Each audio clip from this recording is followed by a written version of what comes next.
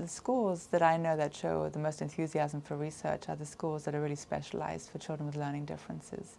And what they realize is, first of all, is the understanding that it is genetic, that it is biological, that these kids learn differently and that they need very different kind of learning. And also realizing that it's not just the learning itself, but the advocacy piece that these children need. It's often people who realize their kids are struggling with reading, not only primarily they're looking for tools and interventions to help them become better at reading, but I think you also have to recognize that this is a lifelong condition.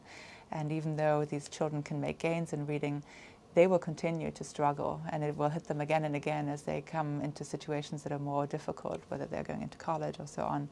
And so I think it's really important for these kids to understand what their dyslexia is and what it means for them. And also they have to understand that people don't understand it. If you ask a person on the street what dyslexia is, very few will tell you, oh, it's a difficulty with learning to read.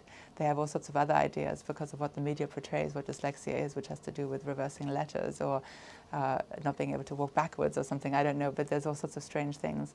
And it's important for people to know, and it's important for people with dyslexia to let people know what it is so that they understand what it is they need as learners. It's important for them to tell their teachers what is helpful to them, to their learning. And that's something these students really need to learn, because when they come to college, they shouldn't expect the college professor to know what optimizes their learning, and they need to advocate for themselves and make sure that they get that situation settled so that they can benefit from being at college.